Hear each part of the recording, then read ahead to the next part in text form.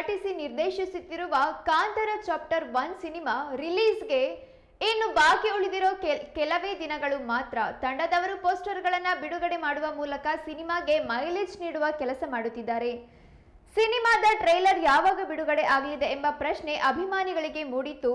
ಕೊನೆಗೂ ಆ ಪ್ರಶ್ನೆಗೆ ಉತ್ತರ ಸಿಕ್ಕಿದೆ.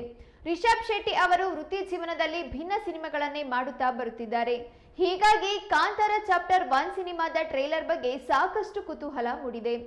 ಆ ಕುತೂಹಲಕ್ಕೆ ತೆರೆ ಎಳೆಯೋ ದಿನ ಹತ್ತಿರ ಆಗಿದೆ.